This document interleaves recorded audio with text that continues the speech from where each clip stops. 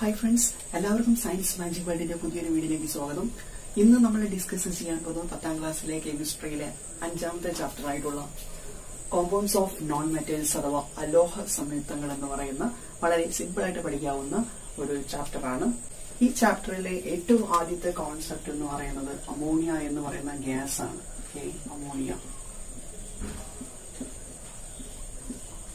Ammonia എന്ന് പറയുന്ന ഗ്യാസും അതുപോലെ തന്നെ സൾഫ്യൂരിക് ആസിഡ് എന്ന് പറയുന്ന ഗ്യാസിനെ കുറിച്ചുമാണ് നമ്മൾ പ്രധാനമായിട്ടും ഈ ഒരു ചാപ്റ്ററിൽ പഠിക്കുന്നത്. അതിലൂടെ നമ്മൾ റിവേഴ്സിബിൾ റിയാക്ഷനിലേക്കും ആ റിവേഴ്സിബിൾ റിയാക്ഷനും അതിനെ എഫക്ട് ചെയ്യുന്ന വാരിയസ് ഫാക്ടറിലേക്കുമാണ് നമ്മൾ പോകുന്നത്. സോ അമോണിയ എന്ന് പറയുന്നത് നമുക്കറിയാം സസ്യ വളർച്ചയ്ക്ക് ഏറ്റവും അടിസ്ഥാനമായിട്ടുള്ള ഒരു ഘടകമാണ് നൈട്രജൻ എന്ന് പറയുന്നത്. നമുക്കറിയാം റൈസോബിയം പോലുള്ള ബാക്ടീരിയകളെല്ലാം അന്തരീക്ഷത്തിലുള്ള നൈട്രജനെ നേരിട്ട് ആഗിരണം ചെയ്യാൻ കഴിവുള്ള ബാക്ടീരിയകളാണ്. സോ സസ്യ വളർച്ചയ്ക്ക് ആവശ്യമുള്ള ഒരു ഘടകമാണ് നൈട്രജൻ എന്ന് പറയുന്നത്. അതുകൊണ്ട് തന്നെ സസ്യ വളർച്ചയ്ക്ക് ആവശ്യമായ വളം, ഫെർട്ടിലൈസർ, അതിന്റെ നിർമ്മാണത്തിന് ഉപയോഗിക്കുന്ന ഒരു പ്രധാന അസംസ്കൃത വസ്തുവാണ് അമോണിയ എന്ന് പറയുന്നത്. അമോണിയായിട്ട് ഉൽപ്പാദിപ്പിക്കുന്ന പ്രക്രിയ എന്ന് പറയുന്നത് ഹേബർ പ്രോസസ് ആണ് എന്നുള്ള കാര്യങ്ങളൊക്കെ നമ്മൾ അറിഞ്ഞിരിക്കും. സോ ഈ അമോണിയനെ നമുക്ക് എങ്ങനെയാണ് ലളിതമായിട്ട് ഒരു ക്ലാസ് റൂമിൽ നമുക്ക് അമോണിയനെ എങ്ങനെ നിർമ്മിക്കാം? ക്ലാസ് റൂമിൽ അമോണിയ നമുക്ക് എളുപ്പമായിട്ട് നിർമ്മിക്കാം. അതിനുവേണ്ടി നമുക്ക് വേണ്ടത് ഒന്ന് അമോണിയം ക്ലോറൈഡ് ആണ്, NH4Cl ആണ്. മറ്റേ നമുക്ക് വേണ്ടത് കാൽഷ്യം ഹൈഡ്രോക്സൈഡ് ആണ്. സോ അമോണിയം ക്ലോറൈഡും അതുപോലെ തന്നെ കാൽഷ്യം ഹൈഡ്രോക്സൈഡും ഉണ്ടെങ്കിൽ നമുക്ക് എളുപ്പത്തിൽ ക്ലാസ് റൂമിൽ അമോണിയ ഉണ്ടാക്കാം. ഒരു വാച്ചിങ് ഗ്ലാസ്സിൽ അല്പം അമോണിയം ക്ലോറൈഡ് എടുക്കുക, അതിലേക്ക് കാൽഷ്യം ഹൈഡ്രോക്സൈഡ് ചേർത്ത് നന്നായിട്ട് മിക്സ് ചെയ്യുക. മിക്സ് ചെയ്യുന്ന സമയത്ത് തന്നെ നമുക്കൊരു ഫൗൾ സ്മെല്ല് അല്ലെങ്കിൽ ഒരു ബാഡ് സ്മെല്ല് ഫീൽ ചെയ്യും. ആ ബാഡ് സ്മെല്ല് എന്ന് പറയുന്നത് അമോണിയാണ്. എന്നിട്ട് ഈ പറയുന്ന ഈ ഒരു വാച്ചിങ് ഗ്ലാസിന്റെ പുറത്ത് നമ്മൾ ലിറ്റ്മസ് പേപ്പർ വെക്കുന്ന സമയത്ത് നമുക്ക് എന്ത് കാണാൻ പറ്റും? ഈ അമോണിയയുടെ ബേസിക് നേച്ചർ കാണാൻ പറ്റും. അവര് നീല ലിറ്റ്മസിനെ ചുവപ്പാക്കുന്നത് ആസിഡ് ആണെന്ന് അറിയാം. നമുക്ക് ബേസ് എന്ന് പറയുമ്പോൾ ചുവന്ന ലിറ്റ്മസിനെ നീലയാക്കി മാറ്റുകയാണ് ഈ രാസപ്രവർത്തനത്തിലൂടെ ചെയ്യുന്നത്. സോ ഇങ്ങനെ നമുക്ക് എളുപ്പത്തിൽ ഒരു ക്ലാസ് റൂമിൽ എന്ത് നിർമ്മിക്കാൻ പറ്റും? അമോണിയ നിർമ്മിക്കാൻ പറ്റും. സോ അമോണിയ ബേസിക് ആണ്. അമോണിയയുടെ പുറത്ത് നമ്മൾ ലിറ്റ്മസ് പേപ്പർ വെച്ച് കഴിഞ്ഞാൽ ചുവന്ന ലിറ്റ്മസിനെ അത് നീലയാക്കി മാറ്റും. അത് ബേസിന്റെ സ്വഭാവമാണ്. അമോണിയക്ക് ഒരു ഫൗൾ സ്മെല്ലുണ്ട്. സോ ഇങ്ങനെയാണ് നമ്മൾ ലളിതമായിട്ട് ക്ലാസ് റൂമിൽ അമോണിയ ഉണ്ടാക്കുന്നത്. എന്നാൽ നമുക്ക് പരീക്ഷണശാലകളിലും ഇതുപോലെ അമോണിയ ഉണ്ടാക്കാൻ പറ്റും. അവിടെ നമ്മൾ ചെയ്യുന്നത് അമോണിയം ക്ലോറൈഡിനെ NH4Cl നമ്മൾ കാൽഷ്യം ഹൈഡ്രോക്സൈഡുമായിട്ട് മിക്സ് ചെയ്യിക്കുകയാണ്. മിക്സ് ചെയ്യാണ്. സോ ഇങ്ങനെ ചെയ്യുന്നതിന്റെ ഫലമായിട്ട് നമുക്ക് കിട്ടുന്നത് കാൽഷ്യം ക്ലോറൈഡ്, അതുപോലെ തന്നെ 2 H2O കിട്ടും ആൻഡ് 2 NH3. സോ ഇങ്ങനെയും നമുക്ക് എന്ത് നിർമ്മിക്കാം? അമോണിയ നിർമ്മിക്കാവുന്നതാണ്. പക്ഷെ ഈ ഒരു സെറ്റപ്പിൽ നമ്മൾ ചെയ്യുന്നത് ഈ അമോണിയം ക്ലോറൈഡും കാൽഷ്യം ഹൈഡ്രോക്സൈഡും ഒരു ടെസ്റ്റ് ട്യൂബിൽ എടുത്ത് ചൂടാക്കുകയാണ് ചെയ്യുക. ആ ചൂടാക്കുന്ന സമയത്താണ് ഈ റിയാക്ഷൻസ് എല്ലാം നടക്കുന്നത്. അവിടെ അമോണിയ എന്ന് പറയുന്ന ഗ്യാസ് ഉണ്ടാവും. ഈ ഉണ്ടായ അമോണിയ ഗ്യാസിനെ നമ്മൾ ക്യുക്ക് ലൈമിലൂടെ കടത്തിവിടുന്നുണ്ട്. Quick lime, CaO, calcium oxide അഥവാ ക്യുക്ക് ലൈം, അതിലൂടെ നമ്മൾ കടത്തിവിടുന്നുണ്ട്. സോ ഇങ്ങനെ ക്യുക്ക് ലൈമിലൂടെ കടത്തിവിടുന്നത് എന്തിനാണെന്ന് ചോദിച്ചു കഴിഞ്ഞാൽ അമോണിയയിലുള്ള ജലാംശത്തെ നീക്കം ചെയ്യാനാണ്. അത് മാത്രമല്ല, ഈ ക്യുക്ക് ലൈമിലൂടെ കടത്തിവിട്ടതിന് ശേഷം ഈ അമോണിയനെ നമ്മൾ ഒരു ഇൻവേർട്ടഡ് ആയിട്ടുള്ള ഫ്ലാസ്കിലേക്കാണ് ശേഖരിക്കുന്നത്. അതായത് ഇവിടെ നമ്മൾ ചെയ്യുന്നത് ഈ ഒരു റിയാക്ഷൻ നടന്നു കഴിഞ്ഞാൽ ഉണ്ടാകുന്ന ഗ്യാസ്, ആ ഗ്യാസിനെ നമ്മൾ ഒരു ട്യൂബിലൂടെ ഒരു ഡ്രൈയിങ് ടവറിലേക്കാണ് കടത്തിവിടുക, അല്ലെങ്കിൽ ഒരു ശോഷക സ്തംഭത്തിലേക്കാണ് കടത്തിവിടുന്നത്. ശോഷക സ്തംഭം നോക്കിക്കഴിഞ്ഞാൽ നമുക്ക് ഇങ്ങനെയാണ് കാണാൻ സാധിക്കും. ഒരു ശോഷക സ്തംഭത്തിലേക്കാണ് കടത്തിവിടുക. സോ ഇവിടെ കടത്തിവിട്ട് കഴിഞ്ഞാൽ ഇവിടെയാണ് നമ്മൾ ഈ പറയുന്ന ക്യുക്ക് ലൈം അല്ലെങ്കിൽ കാൽഷ്യം ഓക്സൈഡ് ഉണ്ടാവുക. സോ ഇവിടെ എത്തുന്ന അമോണിയ എന്ന് പറയുന്ന ഗ്യാസ് ഈ കാൽഷ്യം ഹൈഡ്രോക്സൈഡിലൂടെ കടന്നു പോകുന്ന സമയത്ത് ഈ അമോണിയയിലുള്ള ജലാംശം മുഴുവനായിട്ടും ഈ ക്യുക്ക് ലൈം അല്ലെങ്കിൽ കാൽഷ്യം ഓക്സൈഡ് അബ്സോർബ് ചെയ്യും. ബാക്കി വരുന്ന ഗ്യാസിനെ നമ്മൾ ഒരു മറ്റൊരു ട്യൂബിലൂടെ ഒരു ഫ്ലാസ്കിലേക്കാണ് കടത്തിവിടുന്നത്. ഓക്കെ, ആ ഫ്ലാസ്ക് നമ്മൾ കമിഴ്ത്തിയാണ് വെക്കുന്നത്. അതിന് കാരണം അമോണിയയുടെ ഡെൻസിറ്റി എന്ന് പറയുന്നത് എയറിനേക്കാളും കുറവാണ്. അതുകൊണ്ട് ഫ്ലാസ്ക് കമിഴ്ത്തി വെച്ചാലാണ് നമുക്ക് അതിലേക്ക് കൃത്യമായിട്ട് അമോണിയ ഗ്യാസിനെ ശേഖരിക്കാൻ പറ്റും. സോ അതിന്റെ ഒരു സജ്ജീകരണം എല്ലാം ടെക്സ്റ്റ് ബുക്കിലുണ്ട്, നിങ്ങൾക്ക് അത് നോക്കിയാൽ കാണാൻ സാധിക്കും. സോ ഇങ്ങനെയാണ് നമ്മൾ പരീക്ഷണശാലയിൽ എന്ത് നിർമ്മിക്കുന്നത്? അമോണിയ നിർമ്മിക്കുന്നത്. അതുപോലെ തന്നെ ടെക്സ്റ്റ് ബുക്കിൽ നമുക്ക് മറ്റൊരു എക്സ്പെരിമെന്റ് കൂടി കാണാം. അമോണിയയുടെ ഫിസിക്കൽ നേച്ചർ എന്താണെന്ന് കാണിക്കുന്ന ഒരു ചെറിയ എക്സ്പെരിമെന്റ് കൂടി, അതൊന്നും നമുക്ക് നോക്കാം. ഇത്തരത്തിലുള്ള ഒരു എക്സ്പെരിമെന്റൽ സെറ്റപ്പ് നിങ്ങൾക്ക് ടെക്സ്റ്റ് ബുക്കിൽ കാണാൻ സാധിക്കും. ഇവിടെ നമ്മൾ ചെയ്യുന്നത് ഒരു ഫ്ലാസ്കിൽ നമ്മൾ അമോണിയ എടുക്കുകയാണ്, NH3. ഈ അമോണിയ എന്ന് പറയുന്നത് വാട്ടർ കണ്ടന്റ് ഇല്ലാത്ത അമോണിയ ആയിരിക്കണം. ഇങ്ങനെ ഒരു അമോണിയ നമ്മൾ ഒരു ഫ്ലാസ്കിന്റെ ഉള്ളിൽ നിറച്ചു വെക്കുകയാണ്. എന്നിട്ട് താഴെ നമ്മൾ ഒരു ചെറിയ പോട്ടില് നമ്മൾ എന്തെടുക്കുന്നുണ്ട്? വാട്ടർ എടുക്കുന്നുണ്ട്. ഈ വാട്ടറിന്റെ കൂടെ ഫിനോഫ്തലീൻ നമ്മൾ മിക്സ് ചെയ്യുന്നുണ്ട്. ഫിനോഫ്തലിൻ എന്ന് പറയുന്ന റിയേജന്റ് ഈ വാട്ടറിൽ മിക്സ് ചെയ്യുന്നുണ്ട്. അതിനുശേഷം നമ്മൾ ഒരു സിറിഞ്ച് എടുത്തിട്ട് ഒരു ജെറ്റ് ട്യൂബ്, ഇത് ഒരു ജെറ്റ് ട്യൂബാണ്, ഒരു ജെറ്റ് ട്യൂബ് കണക്ട് ചെയ്യുന്നുണ്ട്. ഇത് അതിന്റെ ഹോൾഡറാണ്, സ്റ്റാൻഡ് അല്ലെങ്കിൽ ഹോൾഡർ സെറ്റപ്പ് ആണ്. എന്നിട്ട് നമ്മൾ എന്ത് ചെയ്യുന്നു, ഇങ്ങനെ ഒരു സെറ്റപ്പ് എടുത്തതിന് ശേഷം നമ്മളൊരു സിറിഞ്ചിൽ അല്പം വാട്ടർ H2O, ഓക്കെ, ഒരു സിറിഞ്ചിൽ അല്പം ജലം എടുത്തിട്ട് നമ്മൾ ഇത് പതിയെ പ്രസ് ചെയ്ത് കൊടുക്കുകയാണ്. അങ്ങനെ പ്രസ് ചെയ്ത് കൊടുക്കുമ്പോൾ എന്താ സംഭവിക്കുക, ഈ ഫ്ലാസ്കിന്റെ ഉള്ളിലേക്ക് വാട്ടർ വരാൻ തുടങ്ങും. ഈ വാട്ടർ ഫ്ലാസ്കിന്റെ ഉള്ളിലേക്ക് വരുന്നതിനനുസരിച്ച് ഇവിടെയുള്ള ഫിനോഫ്തലിൻ ഈ ജെറ്റ് ട്യൂബിലൂടെ മുകളിലേക്ക് ഫിനോഫ്തലിൻ അടങ്ങിയ വെള്ളം മുകളിലേക്ക് വരുന്നതായിട്ട് കാണാൻ പറ്റും. ഇതാണ് ഈ ഒരു എക്സ്പെരിമെന്റൽ സെറ്റപ്പ് എന്ന് പറയുന്നത്. സോ ഇവിടെ എന്താണ് ഇതിൽ നിന്ന് നമുക്ക് മനസ്സിലാവുന്ന കാര്യം എന്ന് ചോദിച്ചു കഴിഞ്ഞാൽ, ഈ ഫ്ലാസ്കിന്റെ ഉള്ളിൽ ആദ്യം ഉണ്ടായിരുന്നത് അമോണിയയാണ്. ഓക്കെ അല്ലെ? ഈ അമോണിയ ഒരു പ്രഷർ ഫ്ലാസ്കിന്റെ ഉള്ളിൽ ഉണ്ടാക്കുന്നുണ്ട്. ക്ലിയർ? ഈ അമോണിയ ഒരു പ്രഷർ ഈ ഫ്ലാസ്കിന്റെ ഉള്ളിൽ ഉണ്ടാക്കുന്നുണ്ട്. ഈ പ്രഷർ ഉള്ള ഈ ഫ്ലാസ്കിന്റെ ഉള്ളിലേക്കാണ് നമ്മൾ സിറിഞ്ച് ഉപയോഗിച്ചിട്ട് ജലം ആഡ് ചെയ്യുന്നത്. അപ്പൊ എന്താ സംഭവിക്കുക, ഈ അമോണിയ എന്ന് പറയുന്നത് ജലവുമായിട്ട് മിക്സ് ചെയ്യും. ഓക്കെ, അമോണിയ ജലവുമായിട്ട് മിക്സ് ചെയ്യും. അങ്ങനെ മിക്സ് ചെയ്ത് കഴിയുമ്പോൾ എന്താ സംഭവിക്കുക, ഇവിടെ ഫ്രീ ആയിട്ടുണ്ടായ അമോണിയ മുഴുവൻ ആരിൽ ഡിസോൾവ് ആവും, ജലത്തിൽ ഡിസോൾവ് ആവും. അങ്ങനെ ജലത്തിൽ ഡിസോൾവ് ആവുമ്പോൾ എന്താ സംഭവിക്കുക, പ്രഷർ കുറയും അല്ലെ, മർദ്ദം ഇതിന്റെ ഉള്ളിൽ കുറയും. ഇതിന്റെ ഉള്ളിൽ എത്ര മർദ്ദം കുറഞ്ഞു അത്രയും ജലം ഈ ജെറ്റ് ട്യൂബിലൂടെ മുകളിലേക്ക് വരും. ക്ലിയർ? നമ്മൾ വീണ്ടും സിറിഞ്ച് ഉപയോഗിച്ചിട്ട് ജലത്തിന്റെ അളവ് കൂട്ടുവാണെങ്കിൽ കൂടുതൽ അമോണിയ ജലത്തിൽ ഡിസോൾവ് ആവുകയും കൂടുതൽ പ്രഷർ കുറയുകയും ചെയ്യും. അതിനനുസരിച്ച് കൂടുതലായിട്ട് വാട്ടർ എന്ത് ചെയ്യും, മുകളിലേക്ക് വരാൻ തുടങ്ങും. ഇനി ഈ ഫ്ലാസ്കിന്റെ ഉള്ളിൽ എത്തിക്കഴിഞ്ഞാൽ ഈ വാട്ടർ ഒരു ജലധാര പോലെ കളേർഡ് ആയിട്ട് മാറുന്നത് കാണാം. അതിന് കാരണം ഈ അമോണിയയും ജലവും തമ്മിൽ പ്രവർത്തിച്ചിട്ട് അമോണിയം ഹൈഡ്രോക്സൈഡ് ഉണ്ടാകുന്നതാണ് കാരണം. NH3OH അമോണിയം ഹൈഡ്രോക്സൈഡ് ഉണ്ടാകുന്നതാണ് ഈ ഒരു ജലധാരയ്ക്ക് അല്ലെങ്കിൽ ഈ ജെറ്റ് ട്യൂബിന്റെ ഉള്ളിലുള്ള വെള്ളത്തിന് അല്ലെങ്കിൽ ജലത്തിന് നിറമാറ്റം ഉണ്ടാവാനുള്ള കാരണം അമോണിയം ഹൈഡ്രോക്സൈഡ് ഫോം ചെയ്യുന്നതുകൊണ്ടാണ്. സോ ഇങ്ങനെ ഒരു എക്സ്പെരിമെന്റിൽ നിന്ന് നമുക്ക് മനസ്സിലാവുന്ന കാര്യം, അമോണിയ ജലത്തിൽ ഡിസോൾവ് ആകുന്നുണ്ട്. അമോണിയയുടെ ബേസിക് സ്വഭാവം അമോണിയക്ക് ഒരു ജലത്തിന് അമോണിയയുമായി മിക്സ് ചെയ്ത ജലത്തിന് ഒരു നിറം നൽകുന്നുണ്ട്. സോ അമോണിയയുടെ ഫിസിക്കൽ നേച്ചർ എന്തൊക്കെയാണെന്ന് ചോദിച്ചു കഴിഞ്ഞാൽ, അല്ലെങ്കിൽ അമോണിയയുടെ ഫിസിക്കൽ സ്വഭാവം അല്ലെങ്കിൽ ഭൗതിക സ്വഭാവങ്ങൾ എന്തൊക്കെയാണെന്ന് ചോദിച്ചു കഴിഞ്ഞാൽ, അമോണിയക്ക് ഒരു ഫൗൾ സ്മെല്ലുണ്ട്, അമോണിയക്ക് ഒരു നിശ്ചിത കളറില്ല, അമോണിയ വാട്ടറിൽ ഡിസോൾവ് ആണ്, ജലത്തിൽ ലയിക്കുന്നതാണ്. അമോണിയയുടെ സാന്ദ്രത എന്ന് പറയുന്നത് വായുവിനെ കുറവാണ്. അമോണിയയുടെ ഗുണം എന്ന് പറയുന്നത് ഒരു ബേസിക് സ്വഭാവമാണ്, ഒരു ബേസിക് ഗുണമാണ് അമോണിയക്കുള്ളത്. സോ ഇത്രയെല്ലാം പ്രത്യേകത അമോണിയക്കുണ്ട്. അമോണിയയെ വ്യാവസായികമായി നിർമ്മിക്കുന്ന പ്രക്രിയയ്ക്ക് വിളിക്കുന്ന പേരാണ് ഹേബർ പ്രോസസ് എന്ന് പറയുന്നത്. ഫ്രിറ്റ്സ് ഹേബർ എന്ന് പറയുന്ന സയന്റിസ്റ്റ് ആണ് ഹേബർ പ്രോസസ് കണ്ടുപിടിച്ചത്. ഹേബർ പ്രോസസ്സിൽ എന്താണ് ചെയ്യാന്ന് വെച്ച് കഴിഞ്ഞാൽ 1:3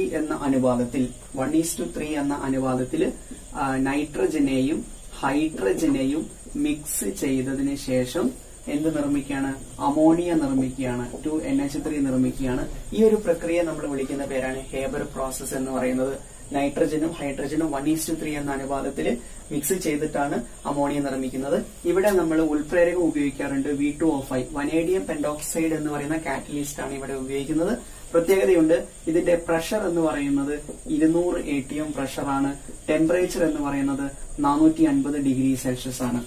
സോ ഇങ്ങനെ നടക്കുന്ന പ്രവർത്തനത്തെയാണ് ഹേബർ പ്രോസസ് എന്ന് പറയാം. സോ 200 atm മർദ്ദത്തിലും 450 ഡിഗ്രി സെൽഷ്യസ് താപനിലയിലും വനേഡിയം പെന്റോക്സൈഡ് എന്ന് പറയുന്ന ഉൾപ്രേരകത്തിന്റെ സാന്നിധ്യത്തിൽ 1:3 എന്ന അനുപാതത്തിൽ നൈട്രജനും ഹൈഡ്രജനും സംയോജിപ്പിച്ചാണ് അമോണിയ വ്യാവസായികമായിട്ട് നിർമ്മിക്കുന്നത്. ആ പ്രക്രിയ വിളിക്കുന്ന പേരാണ് ഹേബർ പ്രോസസ്. അതാദ്യമായിട്ട് ഡിസ്കവർ ചെയ്തത് അല്ലെങ്കിൽ കണ്ടുപിടിച്ചത് ഫ്രിറ്റ്സ് ഹേബർ എന്ന് പറയുന്ന സയന്റിസ്റ്റ് ആണ്. അമോണിയം ക്ലോറൈഡ് അല്പം ടെസ്റ്റ് ട്യൂബിൽ എടുത്തിട്ട് അമോണിയം ക്ലോറൈഡ് ടെസ്റ്റ് ട്യൂബിൽ കുറച്ചെടുത്തതിനു ശേഷം അതിനെ നന്നായിട്ട് ചൂടാക്കുക. നന്നായിട്ട് ചൂടാക്കുന്ന സമയത്ത് നമുക്കറിയാം ആദ്യം ഉണ്ടാകുന്നത് എന്താണ്, അമോണിയ എന്ന് പറയുന്ന ഗ്യാസ് ആണ്. ഇത് നമ്മളെങ്ങനെ തിരിച്ചറിയാം, ഇതിന്റെ പുറത്ത് നമ്മളൊരു ലിറ്റ്മസ് പേപ്പർ വെച്ച് കഴിഞ്ഞാൽ എന്താ സംഭവിക്കുക, ആ ലിറ്റ്മസ് പേപ്പർ റെഡ് എന്തായിട്ട് മാറും, ബ്ലൂ കളറായിട്ട് മാറും. സോ നമ്മൾ എന്ത് പറയും, അമോണിയ ബേസിക് ആണ് എന്ന് പറയും. ഓക്കെ അല്ലേ? വീണ്ടും നമ്മൾ കുറെ നേരം ചൂടാക്കി കഴിഞ്ഞാൽ ഈ ബ്ലൂ പിന്നീട് എന്തായിട്ട് മാറും, റെഡ് ആയിട്ട് മാറുന്നത് കാണാം. Clear? So ammonium chloride test ട്യൂബിൽ എടുത്ത് ചൂടാക്കിയാൽ ആദ്യം ഉണ്ടാകുന്നത് അമോണിയ എന്ന് പറയുന്ന ബേസിക് സ്വഭാവമുള്ള ഗ്യാസ് ആണ്.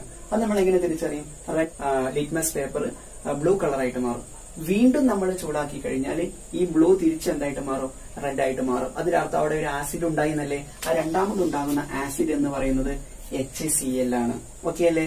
സോ അമോണിയം ക്ലോറൈഡ് ചൂടാക്കി കഴിഞ്ഞാൽ ആദ്യം ഉണ്ടാകുന്നത് ഡെൻസിറ്റി കുറവായിട്ടുള്ള അമോണിയ എന്ന് പറയുന്ന ബേസിക് സ്വഭാവമുള്ള ഗ്യാസ് ആണ്.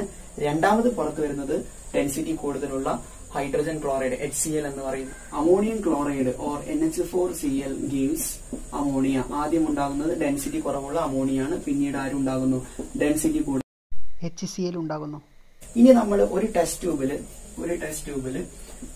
ട്യൂബിൽ നമ്മൾ അമോണിയ ഗ്യാസ് എടുക്കുന്നു. ഓക്കെ, ഒരു ടെസ്റ്റ് ട്യൂബിൽ അമോണിയ ഗ്യാസ് എടുക്കുന്നു, നമ്മൾ അടച്ചു വെക്കുന്നു, നന്നായിട്ട് അടച്ചു വെക്കുകയാണ്. എന്നിട്ട് നമ്മൾ എന്ത് ചെയ്യാണ്, ഒരു ഗ്ലാസ് റോഡ് HCl ഡിപ്പ് ചെയ്യാം. ഓക്കെ, ഒരു ഗ്ലാസ് റോഡ് HCl ഡിപ്പ് ചെയ്തിട്ട് ഇതിന്റെ ഉള്ളിലൂടെ നമ്മൾ ഇൻസേർട്ട് ചെയ്ത് കഴിഞ്ഞാൽ നമുക്ക് ഇതിന്റെ ഉള്ളിൽ മുഴുവനായിട്ട് ഒരു വൈറ്റ് സ്മോക്ക് കാണാം, അല്ലെ, ഒരു വെളുത്ത പുക കാണാൻ സാധിക്കും. ആ വെളുത്ത പുക എന്താണ് എന്ന് ചോദിച്ചു കഴിഞ്ഞാൽ അതെന്തായിരിക്കും, അമോണിയം ക്ലോറൈഡ് എന്ന് പറയുന്ന വെളുത്ത പുകയാണ്. അത് തണുപ്പിച്ചു കഴിഞ്ഞാലോ ഈ ടെസ്റ്റ് ട്യൂബിന്റെ വശങ്ങളിലെല്ലാം വൈറ്റ് പൗഡറായിട്ട് ഈ അമോണിയം ക്ലോറൈഡ് എക്സിസ്റ്റ് ചെയ്യും. നമ്മൾ ചൂടാക്കി കഴിഞ്ഞാൽ ഈ അമോണിയം ക്ലോറൈഡ് ഡിസോൾവ് ആയി പോവുകയും ചെയ്യും. അതിനർത്ഥം അമോണിയം ക്ലോറൈഡ് ഡിസോസിയേറ്റ് ചെയ്ത് കഴിഞ്ഞാൽ അമോണിയയും HCl ഉണ്ടാകും. അതുപോലെ തന്നെ അമോണിയയും HCl തമ്മിൽ റിയാക്ട് ചെയ്ത് കഴിഞ്ഞാൽ ആര് തിരിച്ച് ഫോം ചെയ്യും, അമോണിയം ക്ലോറൈഡ് ഫോം ചെയ്യുകയും ചെയ്യും. സോ ഇവിടെ അമോണിയയും HCl റിയാക്ട് ചെയ്ത് കഴിഞ്ഞാൽ അമോണിയം ക്ലോറൈഡ് ഉണ്ടാകുന്നു. സോ ഇവിടെ അമോണിയയും HCl ആണ് റിയാക്ടൻസ് അല്ലെങ്കിൽ അഭികാരകങ്ങൾ. അമോണിയം ക്ലോറൈഡ് ആണ് പ്രൊഡക്റ്റ് അഥവാ ഉൽപ്പന്നം എന്ന് പറയുന്നത്.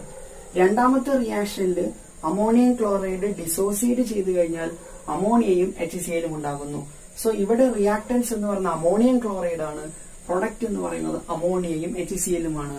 നമുക്ക് ഇത് രണ്ടും കൂടി ഒറ്റ റിയാക്ഷൻ ആക്കി എഴുതിയാൽ എങ്ങനെ എഴുതാം, ammonia plus HCl gives ammonium chloride. ഇത് മുന്നോട്ടുള്ള രാസപ്രവർത്തനമാണ്, ഇതെന്താണ്, പിന്നോട്ടുള്ള രാസപ്രവർത്തനമാണ്, അല്ലെ. അമോണിയയും HCl റിയാക്ട് ചെയ്താൽ അമോണിയം ക്ലോറൈഡ് ഉണ്ടാവും, അതാണ് മുന്നോട്ടുള്ള സൈൻ. അമോണിയം ക്ലോറൈഡ് ഡിസോസിയേറ്റ് ചെയ്ത് കഴിഞ്ഞാൽ HCl അമോണിയായിട്ട് മാറും, അതാണ് ബാക്കോട്ടുള്ള സൈൻ. ഈ ഒരു രാസപ്രവർത്തനം മുന്നോട്ടും നടക്കുന്നുണ്ട്, അതായത് അഭികാരകങ്ങൾ തമ്മിൽ പ്രവർത്തിച്ച് ഉൽപ്പന്നമാകുന്നുണ്ട്, റിയാക്ടൻസ് തമ്മിൽ വർക്ക് ചെയ്ത് പ്രൊഡക്റ്റ് ഉണ്ടാകുന്നുണ്ട്. അതേപോലെ തന്നെ പ്രൊഡക്റ്റ് ബ്രേക്ക് ചെയ്തിട്ട് റിയാക്ടൻസ് ആയിട്ട് മാറുന്നുണ്ട്, അല്ലെങ്കിൽ ഉൽപ്പന്നം തിരിച്ച് എന്തായിട്ട് മാറുന്നുണ്ട്, അഭികാരകങ്ങളായി മാറുന്നുണ്ട്. സോ ഇത്തരത്തിലുള്ള രാസപ്രവർത്തനങ്ങളെ വിളിക്കുന്ന പേരാണ് റിവേഴ്സിബിൾ റിയാക്ഷൻ അല്ലെങ്കിൽ ഉഭയദിശ രാസപ്രവർത്തനങ്ങളെന്നോ ഉഭയദിശാ പ്രവർത്തനങ്ങൾ എന്നോ വിളിക്കാം. അപ്പൊ എന്താണ് ഒരു ഉഭയദിശാ പ്രവർത്തനം എന്ന് പറയുന്നത്, ഒരു രാസപ്രവർത്തനം രണ്ട് ദിശകളിലേക്ക് നടക്കുന്നുണ്ടെങ്കിൽ അത്തരം രാസപ്രവർത്തനത്തെ എന്ത് വിളിക്കും, ഉഭയദിശ പ്രവർത്തനങ്ങൾ എന്നോ ഉഭയദിശ രാസപ്രവർത്തനങ്ങൾ എന്നോ വിളിക്കാം. സോ ഇവിടെ റിയാക്ടൻസ് പ്രൊഡക്റ്റ് ആയിട്ട് മാറുന്ന ഒരു പ്രവർത്തനമുണ്ട്, പ്രൊഡക്റ്റ് റിയാക്ടൻസ് ആയിട്ട് മാറുന്ന മറ്റൊരു പ്രവർത്തനമുണ്ട്, അല്ലെ. അഭികാരകങ്ങൾ ഉൽപ്പന്നങ്ങളായി മാറുന്ന ഒരു പ്രവർത്തനം, ഉൽപ്പന്നം തിരിച്ച് അഭികാരകങ്ങളായി മാറുന്ന പ്രവർത്തനം. ഇങ്ങനെ റിയാക്ടൻസ് പ്രോഡക്റ്റ് ആയിട്ട് മാറുന്ന പ്രവർത്തനമാണ് ഫോർവേഡ് റിയാക്ഷൻ, അല്ലെ. അഭികാരകങ്ങൾ ഉൽപ്പന്നങ്ങളായി മാറുന്ന പ്രവർത്തനമാണ് ഫോർവേഡ് റിയാക്ഷൻ അല്ലെങ്കിൽ പുരോപ്രവർത്തനം എന്ന് വിളിക്കും, പുരോപ്രവർത്തനം. അതുപോലെ തന്നെ പ്രോഡക്റ്റ് തിരിച്ച് റിയാക്ടൻസ് ആയിട്ട് മാറുന്നുണ്ട്, അല്ലെ. ഉൽപ്പന്നം തിരിച്ച് അഭികാരകങ്ങളായിട്ട് മാറുന്നുണ്ട്, അതിന് നമ്മൾ എന്ത് വിളിക്കും, ബാക്ക്വേർഡ് റിയാക്ഷൻ അല്ലെങ്കിൽ എന്ത് വിളിക്കും, പാശ്ചാത്പ്രവർത്തനം. ഓക്കെ അല്ലെ. സോ ഒരു ഉഭയദിശാ പ്രവർത്തനത്തിൽ ഏതൊക്കെ പ്രവർത്തനങ്ങളുണ്ടാവും, പുരോപ്രവർത്തനവും ഉണ്ടാവും, പാശ്ചാത്പ്രവർത്തനവും ഉണ്ടാവും. അല്ലെങ്കിൽ ഒരു റിവേഴ്സിബിൾ റിയാക്ഷനിൽ ഏതൊക്കെ പ്രവർത്തനം ഉണ്ടാവും, ഫോർവേഡ് റിയാക്ഷൻ ഉണ്ടാകും, ബാക്ക്വേർഡ് റിയാക്ഷൻ ഉണ്ടാവും. ഇനി മറ്റൊരു പ്രവർത്തനം നോക്കി, N2 plus 3H2 gives 2NH3. ഇതൊരു റിവേഴ്സിബിൾ റിയാക്ഷൻ ആണോ, തീർച്ചയായിട്ടും ആണ്, അല്ലെ. രണ്ട് സൈൻ ഉണ്ട്, അതുകൊണ്ട് ഇതെന്താണ്, ഒരു റിവേഴ്സിബിൾ റിയാക്ഷൻ ആണ്. അങ്ങനെയാണെങ്കിൽ ഇതിലൊരു ഫോർവേഡ് റിയാക്ഷൻ ഉണ്ടാവും, ഒരു ബാക്ക്വേർഡ് റിയാക്ഷൻ ഉണ്ടാവും, അല്ലെ. ഒരു പുരോപ്രവർത്തനം ഉണ്ടാവും, ഒരു പാശ്ചാത്പ്രവർത്തനം ഉണ്ടാവും. ഇവിടുത്തെ പുരോപ്രവർത്തനം ഏതാണ്, നൈട്രജനും ഹൈഡ്രജനും ചേർന്ന് അമോണിയ ഉണ്ടാകുന്നതാണ് പുരോപ്രവർത്തനം. പാശ്ചാത്പ്രവർത്തനം ഏതാണ്, അമോണിയ തിരിച്ച് ഹൈഡ്രജനും നൈട്രജനുമായി മാറുന്നു. സോ ഇത്തരത്തിലുള്ള രാസപ്രവർത്തനങ്ങളാണ് ഇനി നമ്മൾ പഠിക്കാൻ പോകുന്നത്. നമ്മൾ ഈ പറയുന്ന റിവേഴ്സിബിൾ റിയാക്ഷൻ അല്ലെങ്കിൽ ഉപദിശാ പ്രവർത്തനത്തിൽ ഒരു ഗ്രാഫ് പ്ലോട്ട് ചെയ്യാന്ന് വിചാരിക്കാം. ടൈമാണ് നമ്മൾ എക്സ് ആക്സിസിൽ എടുക്കുന്നത്, ടൈമാണ്. ആൻഡ് റിയാക്ഷൻ റേറ്റ് രാസപ്രവർത്തനത്തിന്റെ നിരക്ക് റിയാക്ഷൻ റേറ്റ് ആണ് നമ്മൾ y ആക്സിസിൽ എടുക്കുന്നത്. ആദ്യം നമ്മൾ നോക്കുന്നത് പുരോപ്രവർത്തനമാണ് അല്ലെങ്കിൽ ഫോർവേഡ് റിയാക്ഷൻ ആണ്. ഓക്കെ അല്ലേ? സോ ആദ്യം ഒരു ടൈം നമ്മൾ ഒരു നിശ്ചിത ടൈം എടുക്കുകയാണ് കേട്ടോ. ഇവിടെ നിശ്ചിത ടൈം ഉണ്ടല്ലോ. നിശ്ചിത ടൈമിലാണ് നമ്മൾ ഈ രാസപ്രവർത്തനം നോക്കുന്നത്. ആ ഗ്രാഫ് നമ്മൾ എടുക്കുകയാണ് ടൈമാണ് എടുക്കുന്നത്. അപ്പം നമ്മൾ 2 സെക്കൻഡ് 4 സെക്കൻഡ് 6 സെക്കൻഡ് 8 സെക്കൻഡ് എടുക്കുകയാണ്. Okay, 2 second 4 second 6 second 8 second എടുക്കുകയാണ്. ക്ലിയർ ആണല്ലോ? ഇതിലുള്ള റിയാക്ടൻസിന്റെ അളവാണ് നമ്മൾ ആദ്യം നോക്കുന്നത്. റിയാക്ടൻസ്. ഓക്കെ അല്ലേ? റിയാക്ടൻസ് അല്ലെങ്കിൽ അഭികാരങ്ങളാണ്. അപ്പൊ നോക്കിയ രാസപ്രവർത്തനം തുടങ്ങുന്ന സമയത്ത് ആരുടെ അളവ് കൂടുതലായിരിക്കും? അഭികാരങ്ങൾ അല്ലെങ്കിൽ റിയാക്ടൻസിന്റെ അളവ് കൂടുതലായിരിക്കും. എപ്പോ? രാസപ്രവർത്തനം നടക്കുന്നതിന് മുന്നേ. സോ ആദ്യം നമുക്ക് ഇതിന്റെ അളവ് നമ്മളിവിടെ എഴുതുകയാണ്. ഒരു 4 വരെ ഉണ്ട് എന്ന് വിചാരിക്കുക. ഓക്കെ അല്ലേ? സോ തുടക്കത്തിൽ ഇത് 4 ആണെന്ന് വിചാരിക്കുക അല്ലെ? തുടക്കത്തിൽ റിയാക്ടൻസിന്റെ അളവ് എന്ന് പറയുന്നത് ഗ്രാമിലാണ്. 4 ഗ്രാം ഉണ്ട് എന്ന് വിചാരിക്കുക. എക്സാമ്പിൾ ആണ്. 4 ഗ്രാം റിയാക്ടൻസ് തുടക്കത്തിൽ ഉണ്ടായിരുന്നു. രാസപ്രവർത്തനം തുടങ്ങുന്ന സമയത്ത് 4 ഗ്രാം ഉണ്ടായിരുന്നു. പിന്നീട് രാസപ്രവർത്തനം മുന്നോട്ട് പോകുന്നതിനനുസരിച്ച് എന്താ സംഭവിക്കുക? ഈ റിയാക്ടൻസ് എല്ലാം എന്തായിട്ട് മാറും? പ്രോഡക്റ്റ് ആയിട്ട് മാറും. അല്ലെങ്കിൽ അഭികാരങ്ങൾ എന്തായിട്ട് മാറും? ഉൽപ്പന്നമായിട്ട് മാറും. സോ 4 സെക്കൻഡ് നോക്കുന്ന സമയത്ത് നമുക്ക് 3 ഗ്രാം ആയിട്ട് കുറഞ്ഞു. 6 സെക്കൻഡ് നോക്കുമ്പോൾ അത് 2 ഗ്രാം ആയിട്ട് കുറഞ്ഞു. 8 സെക്കൻഡ് ആകുമ്പോഴേക്കും റിയാക്ടൻസ് 1 ഗ്രാം ആയിട്ട് മാറി. അപ്പൊ ആ ഗ്രാഫ് എങ്ങനെയുണ്ടാവുക? 2 സെക്കൻഡിൽ 4 ആയിരുന്നു. ഇതിങ്ങനെ 4 സെക്കൻഡിലാകുമ്പോൾ അത് 3 ആയിട്ട് മാറി. 6 സെക്കൻഡ് ആകുമ്പോൾ അത് 2 ആയിട്ട് മാറി. 8 സെക്കൻഡ് ആകുമ്പോൾ അപ്പൊ നോക്കിക്കഴിഞ്ഞാൽ നമുക്ക് ഈ ഗ്രാഫിൽ ഇങ്ങനെ കിട്ടും അല്ലെ? ഇങ്ങനെയാണ് എന്തിന്റെ റേറ്റ് എന്ന് പറയുന്നത്? പുരോപ്രവർത്തനം അല്ലെങ്കിൽ എന്താ പറയാ ഫോർവേഡ് റിയാക്ഷന്റെ റേറ്റ് എങ്ങനെയാണ്. ഇനി നമുക്ക് ഇതേപോലെ തന്നെ ബാക്ക്വേർഡ് റിയാക്ഷൻ നോക്കണം. ബാക്ക്വേർഡ് റിയാക്ഷൻ നോക്കുന്ന സമയത്ത് എന്താ സംഭവിക്കുക? പാശ്ചാത്യ പ്രവർത്തനം അല്ലെങ്കിൽ ബാക്ക്വേർഡ് റിയാക്ഷൻ. അതായത് പുരോപ്രവർത്തനം നടക്കുന്ന അപ്പം തന്നെ എന്ത് നടക്കുന്നുണ്ട്? ബാക്ക്വേർഡ് റിയാക്ഷൻ നടക്കുന്നുണ്ട്. അതായത് പ്രോഡക്റ്റ് എന്തായിട്ട് മാറുന്നുണ്ട്? ഉൽപ്പന്നങ്ങളായിട്ട് മാറുന്നുണ്ട്. സോ രാസപ്രവർത്തനം നടക്കുന്ന സമയത്ത് ഉൽപ്പന്നം ഉണ്ടോ? ഇപ്പൊ നമ്മൾ പ്രോഡക്റ്റ് ആണ് ഇനി നോക്കുന്നത്. പ്രോഡക്റ്റ്. രാസപ്രവർത്തനം നടക്കുന്ന സമയത്ത് പ്രോഡക്റ്റിന്റെ അളവ് അല്ലെങ്കിൽ ഉൽപ്പന്നത്തിന്റെ അളവ് എന്ന് പറയുന്നത് വളരെ കുറവായിരിക്കില്ലേ? 1 ഗ്രാം ഉണ്ട് എന്ന് വിചാരിക്കാം. രാസപ്രവർത്തനം നടന്നു കഴിഞ്ഞാൽ പിന്നെ അത് എത്രയും മാറി? 2 ഗ്രാമായി മാറി. പിന്നെ അത് 3 ഗ്രാമായി മാറി. പിന്നെ 4 ഗ്രാമായി മാറി. ഇല്ല, രാസപ്രവർത്തനം മുന്നോട്ട് പോകുന്നതിനനുസരിച്ച് ആരുടെ അളവ് കൂടും? പ്രൊഡക്റ്റിന്റെ അളവ് കൂടും. അപ്പൊ ഇതിന്റെ ഗ്രാഫ് നമ്മൾ വരയ്ക്കുമ്പോൾ എങ്ങനെ വരും? ആദ്യം 1 സെക്കൻഡിൽ 2 സെക്കൻഡിൽ അത് 1 ആയിരുന്നു.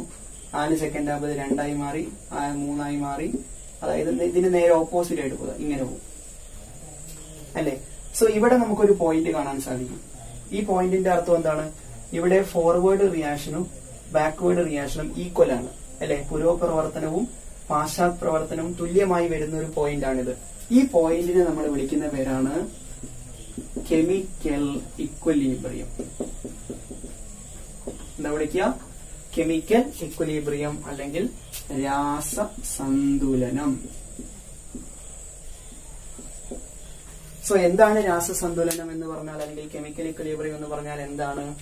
ഒരു ഉഭയദിശാ പ്രവർത്തനത്തിൽ അല്ലെങ്കിൽ ഒരു റിവേഴ്സിബിൾ റിയാക്ഷനിൽ പുരോപ്രവർത്തനത്തിന്റെയും പാശ്ചാത്യ പ്രവർത്തനത്തിന്റെയും നിരക്ക് തുല്യമായി വരുന്ന ആ ഒരു സ്റ്റേജ് അല്ലെങ്കിൽ ആ ഒരു പോയിന്റിനെ വിളിക്കുന്ന പേരാണ് രാസസന്തുലനം അല്ലെങ്കിൽ കെമിക്കൽ ഇക്വലിബ്രിയം എന്ന് പറയുന്നത്. So chemical equilibrium is a state where forward reaction balanced backward reaction അല്ലെങ്കിൽ the rate of forward reaction equal to the rate of backward reaction in a reversible reaction, and that point or that state is called chemical equilibrium. Chemical equilibrium അല്ലെങ്കിൽ രാസസന്തുലനത്തിന്റെ ഏറ്റവും പ്രധാനപ്പെട്ട കുറച്ച് points ആണ് ഈ 4 point. നോക്കുക, chemical equilibrium happens only in closed system എന്ന് പറഞ്ഞു കഴിഞ്ഞാൽ രാസസന്തുലനം നടക്കുന്നത് സംവൃത വ്യൂഹത്തിൽ മാത്രമാണ്. സംവൃത വ്യൂഹത്തിൽ മാത്രമാണ് രാസസന്തുലനം നടക്കുന്നത്. അല്ലെങ്കിൽ chemical equilibrium happens only in closed system. അപ്പൊ എന്താണ് ഈ സംവൃത വ്യൂഹം അല്ലെങ്കിൽ ക്ലോസ്ഡ് സിസ്റ്റം എന്ന് പറഞ്ഞു കഴിഞ്ഞാൽ, ഇപ്പൊ ഒരു ക്ലാസ് റൂം നിങ്ങൾ സങ്കല്പിക്കുക. നല്ലൊരു ക്ലാസ് റൂം, അടച്ചുറപ്പുള്ള നല്ലൊരു ക്ലാസ് റൂം. ആ ക്ലാസ് റൂമിന്റെ ഉള്ളിൽ ഒരു 40 കുട്ടികൾ ഇരിക്കുന്നുണ്ട് എന്ന് വിചാരിക്കുക. അതൊരു ക്ലോസ്ഡ് സിസ്റ്റം ആണ് എന്ന് പറഞ്ഞാൽ അതിന്റെ അർത്ഥം ആ ക്ലാസ് റൂമിലേക്ക് വേറെ ആരും പുറമേ നിന്ന് വരുന്നില്ല. അതേപോലെ തന്നെ ആ ക്ലാസ് റൂമിന്റെ ഉള്ളിൽ നിന്നും ആരും പുറത്തേക്കും പോകുന്നില്ല. അത്രയും സമയം ആ ക്ലാസ് റൂമിനെ നമുക്ക് എന്ത് വിളിക്കാം? ക്ലോസ്ഡ് സിസ്റ്റം അല്ലെങ്കിൽ സംവൃത വ്യൂഹം എന്ന് വിളിക്കാം. സോ സംവൃത വ്യൂഹം അല്ലെങ്കിൽ ക്ലോസ്ഡ് സിസ്റ്റം എന്ന് പറഞ്ഞു കഴിഞ്ഞാൽ അത്തരം വ്യൂഹത്തിലേക്ക് പുതുതായിട്ട് ഒന്നും ചേർക്കപ്പെടുന്നുമില്ല, അതിൽ നിന്നും ഒന്നും നഷ്ടപ്പെട്ടു പോകുന്നതുമില്ല. അത്തരം വ്യൂഹത്തെ വിളിക്കുന്ന പേരാണ് സംവൃത വ്യൂഹം അല്ലെങ്കിൽ ക്ലോസ്ഡ് സിസ്റ്റം എന്ന് പറയുന്നത്. ഈ സമ്മർദ്ദ വ്യൂഹത്തിൽ മാത്രമേ എന്ത് അറ്റൈൻ ചെയ്യാൻ പറ്റുള്ളൂ? കെമിക്കൽ ഇക്വിലിബ്രിയം അല്ലെങ്കിൽ സന്തുല ഈ ഒരു എന്താ പറയുക ക്ലോസ്ഡ് സിസ്റ്റത്തിൽ അല്ലെങ്കിൽ സമ്മർദ്ദ വ്യൂഹത്തിൽ മാത്രമേ രാസസന്തുലനം സംഭവിക്കുന്നുള്ളൂ. അതാണ് ഫസ്റ്റ് പോയിന്റ്. രണ്ടാമത്തെ പോയിന്റ്, ഈ കെമിക്കൽ ഇക്വിലിബ്രിയത്തിൽ ഫോർവേഡ് റിയാക്ഷനും ബാക്ക്വേർഡ് റിയാക്ഷന്റെയും റേറ്റ് ഈക്വൽ ആയിരിക്കും അല്ലെ. ആ ഒരു കെമിക്കൽ ഇക്വിലിബ്രിയം അല്ലെങ്കിൽ രാസസന്തുലനത്തിന്റെ ആ ഒരു പോയിന്റിൽ പുരോപ്രവർത്തനത്തിന്റെയും പാശ്ചാത്യ പ്രവർത്തനത്തിന്റെയും നിരക്ക് തുല്യമായിരിക്കും. മൂന്നാമത്തെ point, reactance and product co exist അല്ലെ. ആ ഒരു രാസസന്തുലനത്തിന്റെ ആ ഒരു പോയിന്റിൽ അല്ലെങ്കിൽ ആ ഒരു സമയത്ത് അഭികാരകങ്ങളും ഉൽപ്പന്ന തന്മാത്രകളും അല്ലെങ്കിൽ അഭികാരകങ്ങളും ഉൽപ്പന്നങ്ങളും സഹവർത്തിതമായിട്ട് നിലനിൽക്കുന്നുണ്ട്. രണ്ടുപേരും എന്ത് ചെയ്യുന്നുണ്ട്? കോ എക്സിസ്റ്റ് ചെയ്യുന്നുണ്ട്. അതായത് ആ ഒരു കെമിക്കൽ ഇക്വിലിബ്രിയത്തിൽ പ്രൊഡക്റ്റ് മാത്രമല്ല ഉണ്ടാവുക, റിയാക്ടൻസും ഉണ്ടാവും. രണ്ടും തുല്യമായിട്ടാണ് ഉണ്ടാവുക. അതുകൊണ്ട് രണ്ടുപേരും അവിടെ എന്ത് ചെയ്യുന്നുണ്ട്? കോ എക്സിസ്റ്റ് ചെയ്യുന്നുണ്ട്. Last point, chemical equilibrium is dynamic at molecular level. അതായത് ഈ ഒരു കെമിക്കൽ ഇക്വിലിബ്രിയം അല്ലെങ്കിൽ രാസസന്തുലനം എന്ന് പറയുന്ന ആ ഒരു പോയിന്റിൽ രാസപ്രവർത്തനം ഒരിക്കലും എന്താവുന്നില്ല, നിന്നു പോകുന്നില്ല. പുരോപ്രവർത്തനവും നടക്കുന്നുണ്ട്, പാശ്ചാത്യ പ്രവർത്തനവും നടക്കുന്നുണ്ട്. രണ്ടിന്റെയും നിരക്ക് എന്താണ്? തുല്യമാവുക മാത്രമാണ് ചെയ്യുന്നത്. അതുകൊണ്ട് നമുക്ക് എന്ത് പറയാം? ഈ കെമിക്കൽ ഇക്വിലിബ്രിയം എന്ന് പറയുന്നത് ഒരു ഡൈനാമിക് ഇക്വിലിബ്രിയമാണ് അല്ലെങ്കിൽ ഒരു ഗതിക സന്തുലനം കൂടിയാണ് എന്ന് വേണമെങ്കിൽ നമുക്ക് പറയാം, തന്മാത്രയുടെ അടിസ്ഥാനത്തിൽ നമ്മൾ പരിശോധിച്ച് നോക്കുകയാണെങ്കിൽ. സോ ഈ 4 പോയിന്റും രാസസന്തുലനം അല്ലെങ്കിൽ കെമിക്കൽ ഇക്വിലിബ്രിയവുമായി ബന്ധപ്പെട്ട് വളരെ ഇമ്പോർട്ടന്റ് ആണ്. പാഠഭാഗത്തിലെ ഏറ്റവും പ്രധാനപ്പെട്ട ഒരു കോൺസെപ്റ്റ് ആണ് ലേ ഷാറ്റിയർ പ്രിൻസിപ്പിൾ അല്ലെങ്കിൽ ലേ ഷാറ്റിയർ തത്വം എന്ന് പറയുന്നത്. സോ എന്താണ് ലേ ഷാറ്റിയർ തത്വം എന്ന് ചോദിച്ചു കഴിഞ്ഞാൽ, രാസസന്തുലനാവസ്ഥയിലുള്ള ഒരു വ്യൂഹത്തിന്റെ ഗാഢതയ്ക്കോ മർദ്ദത്തിനോ താപനിലയിലോ വ്യത്യാസം വന്നു കഴിഞ്ഞാൽ ആ വ്യത്യാസം മൂലമുണ്ടാകുന്ന ഫലം ഇല്ലായ്മ ചെയ്യാനായി വ്യൂഹം സ്വയം ശ്രമിക്കുകയും അത് സ്വയം പുനഃക്രമീകരണം നടത്തി പുതിയൊരു സന്തുലനാവസ്ഥയിൽ എത്തുകയും ചെയ്യുന്നു. ഈ ഒരു തിയറിയെ വിളിക്കുന്ന പേരാണ് ലേ ഷാറ്റിയർ പ്രിൻസിപ്പിൾ എന്ന് പറയുന്നത്. So according to Le Chatelier principle, if we change the concentration, pressure or temperature of either reactants or product in a chemical equilibrated closed system, the system will try to minimize the effect brought about by these changes by making changes, alternative changes in it and attain a new state of equilibrium. ഈ ഒരു concept ആണ് ലേ Chatelier principle എന്ന് പറയുന്നത്. So ഈ principle അനുസരിച്ചിട്ട് ഇക്വിലിബ്രിയവും കോൺസെൻട്രേഷനും തമ്മിലുള്ള ബന്ധം എന്താണ്? ഇക്വിലിബ്രിയവും പ്രഷറും തമ്മിലുള്ള ബന്ധം എന്താണ്?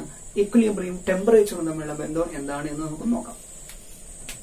ഓക്കെ, ഇക്വിലിബ്രിയവും കോൺസെൻട്രേഷനും തമ്മിലുള്ള ബന്ധം എന്താണ്? അല്ലെങ്കിൽ സന്തുലനാവസ്ഥയും ഗാഢതയും തമ്മിലുള്ള ബന്ധം എന്താണ്? താഴെ ഞാനൊരു റിവേഴ്സിബിൾ റിയാക്ഷൻ അല്ലെങ്കിൽ ഉഭയദിശ രാസപ്രവർത്തനം എഴുതിയിട്ടുണ്ട്. N2 + 3H2 giving 2NH3. ഇത് ഹേബർ പ്രക്രിയയുടെ ഇക്വേഷൻ ആണ്. ഇവിടെ ഒരു പുരോപ്രവർത്തനം നിങ്ങൾക്ക് കാണാം. എന്താണ് ഇവിടുത്തെ പുരോപ്രവർത്തനം? N2 + 3H2 gives 2NH3. അതാണ് പുരോപ്രവർത്തനം. ഇവിടുത്തെ പുരോപ്രവർത്തനം ഏതാണ്? N2 + 3H2 gives 2NH3 അല്ലെ. ഇതാണ് ഫോർവേഡ് റിയാക്ഷൻ അല്ലെങ്കിൽ പുരോപ്രവർത്തനം എന്ന് പറയുന്നത്. ഇതിലെ ബാക്ക്വേർഡ് റിയാക്ഷൻ അല്ലെങ്കിൽ പാശ്ചാത്യ പ്രവർത്തനം ഏതാണ്? 2NH3 gives N2 + 3H2 അല്ലെ. ഇതാണ് ഇതിലെ ബാക്ക്വേർഡ് റിയാക്ഷൻ അല്ലെങ്കിൽ പാശ്ചാത്യ പ്രവർത്തനം എന്ന് പറയുന്നത്. ഇത് രണ്ടും ഉള്ളത് കൊണ്ടാണ് ഈ പ്രവർത്തനത്തെ നമ്മൾ എന്ത് വിളിക്കുന്നത്? ഉഭയദിശ രാസപ്രവർത്തനം അല്ലെങ്കിൽ റിവേഴ്സിബിൾ റിയാക്ഷൻ. സോ ഇതൊരു റിവേഴ്സിബിൾ റിയാക്ഷൻ ആണ്.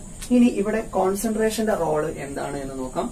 ഇത് ഇക്വിലിബ്രിയത്തിലാണ് എന്ന് വിചാരിക്കട്ടെ. ഇക്വിലിബ്രിയത്തിലാണ്, അതായത് ഫോർവേഡ് റിയാക്ഷന്റെയും ബാക്ക്വേർഡ് റിയാക്ഷന്റെയും റേറ്റ് എന്താണ്? തുല്യമാണ്. അല്ലെങ്കിൽ പുരോപ്രവർത്തനത്തിന്റെയും പാശ്ചാത്യ പ്രവർത്തനത്തിന്റെയും നിരക്ക് തുല്യമാണ്. അതിനാണല്ലോ നമ്മൾ ഇക്വിലിബ്രിയം എന്ന് വിളിക്കുന്നത് അല്ലെങ്കിൽ സന്തുലനാവസ്ഥ എന്ന് വിളിക്കുന്നത്. ആ സന്തുലനാവസ്ഥയിൽ എന്താണ് ഗാഢതയുടെ റോള് എന്ന് നോക്കാം. സോ ലേ ഷാറ്റിയർ പ്രിൻസിപ്പിൾ അനുസരിച്ചാണ് നമ്മളിത് പഠിക്കുക. ഇതിൽ ഞാൻ ചെയ്യുന്നത്, ഇവിടെ ഞാൻ നൈട്രജന്റെ ഗാഢത അല്ലെങ്കിൽ കോൺസെൻട്രേഷൻ കൂട്ടുന്നു എന്ന് വിചാരിക്കാം. നൈട്രജന്റെ കോൺസെൻട്രേഷൻ കൂട്ടുന്നു. അപ്പൊ എന്താണ് സംഭവിക്കുക? നൈട്രജന്റെ കോൺസെൻട്രേഷൻ ഞാൻ കൂട്ടിക്കഴിഞ്ഞാൽ നൈട്രജന്റെ ഗാഢത ഞാൻ കൂട്ടി. നൈട്രജന്റെ അളവ് നമ്മൾ കൂട്ടിക്കഴിഞ്ഞാൽ ഈ സിസ്റ്റം അല്ലെങ്കിൽ വ്യൂഹം എന്താ ചെയ്യാം? നൈട്രജന്റെ അളവ് കുറയ്ക്കാൻ നോക്കും അല്ലെ. നൈട്രജന്റെ അളവ് നമ്മൾ കൂട്ടിയാൽ ഈ സിസ്റ്റം എന്ത് ചെയ്യും? നൈട്രജന്റെ അളവ് കുറയ്ക്കാൻ നോക്കും. എങ്ങനെ നൈട്രജന്റെ അളവ് ഇതൊന്ന് കുറയ്ക്കുക? നൈട്രജന്റെ അളവ് കുറയണമെങ്കിൽ ഏത് റിയാക്ഷൻ നടക്കണം? ഫോർവേഡ് റിയാക്ഷൻ നടക്കണം അല്ലെ. മുന്നോട്ടുള്ള രാസപ്രവർത്തനം അല്ലെങ്കിൽ പുരോപ്രവർത്തനം നടന്നു കഴിഞ്ഞാൽ നൈട്രജൻ മുഴുവൻ ഹൈഡ്രജനുമായിട്ട് ചേർന്ന് ആരായിട്ട് മാറും? അമോണിയായിട്ട് മാറും. പിന്നെ നൈട്രജൻ ഉണ്ടാവും? നൈട്രജൻ ഉണ്ടാവില്ല. സോ നൈട്രജന്റെ അളവ് നമ്മൾ കൂട്ടിക്കഴിഞ്ഞാൽ സിസ്റ്റം എന്ത് ചെയ്യും? നൈട്രജന്റെ അളവ് കുറയ്ക്കാൻ ശ്രമിക്കും. സിസ്റ്റം എങ്ങനെയാണ് നൈട്രജന്റെ അളവ് കുറയ്ക്കുക? Increasing the rate of forward reaction, അല്ലെ? പുരോപ്രവർത്തനത്തിന്റെ നിരക്ക് എന്ത് ചെയ്യും? വർദ്ധിപ്പിക്കും. പുരോപ്രവർത്തനത്തിന്റെ നിരക്ക് വർദ്ധിപ്പിക്കും. അപ്പൊ മുന്നോട്ടുള്ള പ്രവർത്തനം കൂടുതലായിട്ട് നടക്കും. ആരുണ്ടാവും? ഈ റിയാക്ടൻസ് പ്രവർത്തിച്ച് എന്തുണ്ടാവും? പ്രോഡക്റ്റ് ഉണ്ടാവും, അല്ലെ? മുന്നോട്ടുള്ള പ്രവർത്തനം അല്ലെങ്കിൽ ഫോർവേഡ് റിയാക്ഷൻ അല്ലെങ്കിൽ പുരോപ്രവർത്തനത്തിന്റെ നിരക്ക് കൂടുകയും കൂടുതൽ ഉൽപ്പന്നങ്ങൾ അല്ലെങ്കിൽ പ്രോഡക്റ്റ് ഉണ്ടാവുകയും ചെയ്യും. പിടികിട്ടിയല്ലോ? ഇതേപോലെ തന്നെ ഞാൻ ഹൈഡ്രജന്റെ അളവ് കൂട്ടുന്നു. ഹൈഡ്രജന്റെ അളവ് കൂട്ടിക്കഴിഞ്ഞാൽ എന്താ സംഭവിക്കുക? ഹൈഡ്രജന്റെ അളവ് കൂട്ടിയാൽ സിസ്റ്റം എന്താ ചെയ്യുക? ഹൈഡ്രജന്റെ അളവ് കുറയ്ക്കാൻ ശ്രമിക്കും. എങ്ങനെയാണ് സിസ്റ്റം ഹൈഡ്രജന്റെ അളവ് കുറയ്ക്കുക? ഹൈഡ്രജനെ മുഴുവനായിട്ട് ഉപയോഗിക്കും. അപ്പോഴല്ലേ ഹൈഡ്രജന്റെ അളവ് കുറയും. അപ്പൊ എന്ത് ചെയ്യും? ഹൈഡ്രജൻ നൈട്രജനുമായിട്ട് കൂടുതൽ പ്രവർത്തിച്ച് എന്തുണ്ടാകും? അമോണിയ ഉണ്ടാകും. അപ്പോഴും എന്താ നടക്കുക? ഫോർവേഡ് റിയാക്ഷന്റെ റേറ്റ് കൂടും, അല്ലെങ്കിൽ പുരോപ്രവർത്തനത്തിന്റെ നിരക്ക് എന്ത് ചെയ്യും? കൂടാൻ തുടങ്ങും. ഓക്കെ അല്ലേ? സോ ഇതിൽ നിന്ന് നമുക്ക് മനസ്സിലാകുന്നത് അഭികാരകങ്ങളുടെ അല്ലെങ്കിൽ റിയാക്ടൻസിന്റെ കോൺസെൻട്രേഷൻ കൂട്ടിയാൽ, ഗാഢത കൂട്ടിയാൽ വ്യൂഹം അല്ലെങ്കിൽ സിസ്റ്റം എന്ത് ചെയ്യും? ഈ അഭികാരകങ്ങളുടെ അല്ലെങ്കിൽ റിയാക്ടൻസിന്റെ ഗാഢത കുറയ്ക്കാൻ ശ്രമിക്കും. എങ്ങനെയാണ് സിസ്റ്റം അതിന്റെ ഗാഢത കുറയ്ക്കുക? പുരോപ്രവർത്തനത്തിന്റെ നിരക്ക് വർദ്ധിപ്പിക്കും, അല്ലെങ്കിൽ ഫോർവേഡ് റിയാക്ഷന്റെ നിരക്ക് വർദ്ധിപ്പിക്കും. അപ്പൊ ഇവിടെയുള്ള അഭികാരങ്ങളെല്ലാം എന്തായിട്ട് മാറും? ഉൽപ്പന്നമായിട്ട് പെട്ടെന്ന് മാറും. അതുകൊണ്ട് അഭികാരങ്ങളുടെ അളവ് എന്ത് ചെയ്യും? കുറയും. അങ്ങനെയാണ് സിസ്റ്റം ചെയ്യാം. ഇനി ഇതിന്റെ ഓപ്പോസിറ്റ് നമ്മൾ ചെയ്ത് നോക്കി. ഇപ്പൊ നമ്മൾ നൈട്രജന്റെ അളവ് കുറച്ചു, അല്ലെങ്കിൽ ഹൈഡ്രജന്റെ അളവ് കുറച്ചു. എന്താ സംഭവിക്കുക? നൈട്രജന്റെയും ഹൈഡ്രജന്റെയും ഗാഢത കുറച്ചു. ആദ്യം നമ്മൾ നൈട്രജന്റെ ഗാഢത കുറച്ചു. അപ്പൊ സിസ്റ്റം എന്ത് ചെയ്യും? നൈട്രജന്റെ ഗാഢത കൂട്ടാൻ ശ്രമിക്കും. നൈട്രജന്റെ ഗാഢത എപ്പോഴാ കൂടുക? Backward reaction നടക്കുമ്പോഴല്ലേ? NH3 ബ്രേക്ക് ചെയ്ത് ഹൈഡ്രജനും നൈട്രജനും ആകുന്ന പ്രവർത്തനമാണ് ഇത് ബാക്ക്വേർഡ് റിയാക്ഷൻ അല്ലെങ്കിൽ പാശ്ചാത്യ പ്രവർത്തനം. അപ്പൊ നമ്മൾ നൈട്രജന്റെ അളവ് കുറച്ചാല് ഈ വ്യൂഹം അല്ലെങ്കിൽ സിസ്റ്റം എന്ത് ചെയ്യും? നൈട്രജന്റെ അളവ് കൂട്ടാൻ ശ്രമിക്കും. എങ്ങനെയാണ് നൈട്രജന്റെ അളവ് കൂട്ടുക? ബാക്ക്വേർഡ് റിയാക്ഷൻ കൂട്ടും. അപ്പൊ നമുക്ക് എന്ത് പറയാം? Rate of backward reaction increases, അല്ലെങ്കിൽ എന്ത് പറയും? പാശ്ചാത്യ പ്രവർത്തനത്തിന്റെ നിരക്ക് എന്ത് ചെയ്യും? കൂടാൻ തുടങ്ങും. ക്ലിയർ അല്ലേ? ഇനി ഹൈഡ്രജന്റെ അളവ് കുറച്ചാലോ? സെയിം. ഹൈഡ്രജന്റെ അളവ് നമ്മൾ കുറച്ചാല് സിസ്റ്റം എന്ത് ചെയ്യും? ഹൈഡ്രജന്റെ അളവ് കൂട്ടാൻ ശ്രമിക്കും. എങ്ങനെയാ ഹൈഡ്രജന്റെ അളവ് കൂട്ടുക? ഉപയോഗിക്കുക rate of backward reaction increases, അല്ലെങ്കിൽ പാശ്ചാത്യ പ്രവർത്തനത്തിന്റെ നിരക്ക് കൂടുന്നു. ക്ലിയർ അല്ലേ? ഇനി നമുക്ക് പ്രോഡക്റ്റിന്റെ ഭാഗത്തുള്ളത് മാത്രം നോക്കിയാൽ മതി. ഇനി ഞാൻ ചെയ്യുന്നത് നോക്കണേ, ശ്രദ്ധിക്കണം. അമോണിയത്തിന്റെ അളവ് കൂട്ടുന്നു. ഉണ്ടായിട്ടുള്ള അമോണിയത്തിന്റെ അളവ് കൂട്ടുന്നു. അമോണിയത്തിന്റെ അളവ് കൂട്ടിയാൽ വ്യൂഹം അല്ലെങ്കിൽ സിസ്റ്റം എന്താ ചെയ്യുക? അമോണിയത്തിന്റെ അളവ് കുറയ്ക്കാൻ ശ്രമിക്കും, അല്ലെ? അമോണിയത്തിന്റെ അളവ് ഞാൻ കൂട്ടിയാൽ സിസ്റ്റം എന്ത് ചെയ്യും? അമോണിയത്തിന്റെ അളവ് കുറയ്ക്കും. എങ്ങനെ അമോണിയത്തിന്റെ അളവ് കുറയ്ക്കുക? ബാക്ക്വേർഡ് റിയാക്ഷൻ കൂട്ടും, അല്ലെ? അമോണിയം മുഴുവൻ എന്താക്കി മാറ്റും? ഹൈഡ്രജനും നൈട്രജനും ആക്കി മാറ്റും. അപ്പൊ എന്താ സംഭവിക്കുക? Increasing the rate of backward reaction, അല്ലെങ്കിൽ പാശ്ചാത്യ പ്രവർത്തനത്തിന്റെ നിരക്ക് കൂടുന്നു. ഇനി ലാസ്റ്റ് ഒന്നുകൂടി ഉണ്ടല്ലോ, അമോണിയത്തിന്റെ അളവ് ഞാൻ കുറയ്ക്കുന്നു. അമോണിയത്തിന്റെ അളവ് ഞാൻ കുറയ്ക്കുകയാണ്. ഇല്ല, ഇവിടെയുള്ള അമോണിയം മുഴുവൻ ഞാൻ എടുത്തു കളയാണ്, വേഗം എടുത്തു കളയാണ്. ഇവിടെ ഉണ്ടായ അമോണിയം മുഴുവൻ ഞാൻ വേഗം എടുത്തു കളയാണ്. അപ്പോഴല്ലേ അമോണിയത്തിന്റെ അളവ് കുറയുക. അപ്പൊ സിസ്റ്റം എന്താ ചെയ്യുക? അല്ലെങ്കിൽ വ്യൂഹം എന്ത് ചെയ്യും? അമോണിയത്തിന്റെ അളവ് കൂട്ടാൻ ശ്രമിക്കും. എങ്ങനെയാ അമോണിയത്തിന്റെ അളവ് കൂട്ടുക? ഫോർവേഡ് റിയാക്ഷൻ കൂടും. അപ്പൊ എന്താ സംഭവിക്കുക? Rate of forward reaction increases, അല്ലെങ്കിൽ എന്ത് പറയും?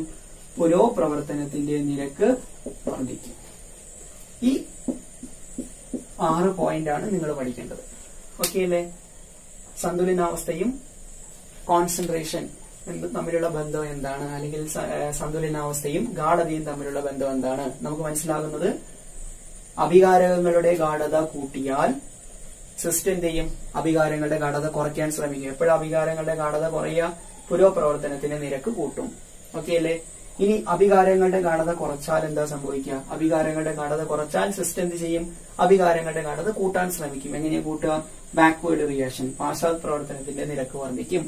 അതേപോലെ തന്നെ പ്രൊഡക്റ്റ്, ഇവിടെ ഉണ്ടായ അമോണിയം മുഴുവൻ എടുത്തു മാറ്റിയാൽ സിസ്റ്റം എന്ത് ചെയ്യും? കൂടുതൽ അമോണിയം ഉണ്ടാക്കാൻ ശ്രമിക്കും. അപ്പൊ എന്ത് സംഭവിക്കും? പുരോപ്രവർത്തനത്തിന്റെ നിരക്ക് കൂടും. ഇനി അമോണിയം ഇവിടെ ഉണ്ടായ അമോണിയം ഉണ്ട്, അതിന്റെ അളവ് വീണ്ടും ഞാൻ കൂട്ടി കൊടുക്കണം. കൂടുതൽ അമോണിയത്തിന് ഇടുകയാണ്. അപ്പൊ എന്താ സംഭവിക്കുക? സിസ്റ്റം എന്ത് ചെയ്യും? അമോണിയത്തിനെ കുറയ്ക്കാൻ ശ്രമിക്കും. അപ്പൊ എന്ത് സംഭവിക്കും? ബാക്ക്വേർഡ് റിയാക്ഷൻ നടക്കും. അതാണ് ബാക്ക്വേർഡ് റിയാക്ഷൻ ഇൻക്രീസസ്, അല്ലെങ്കിൽ പാശ്ചാത്യ പ്രവർത്തനത്തിന്റെ നിരക്ക് വർദ്ധിക്കും. സോ ഇങ്ങനെയാണ് ഇക്വലിബ്രിയവും കോൺസെൻട്രേഷനും തമ്മിലുള്ള ബന്ധം.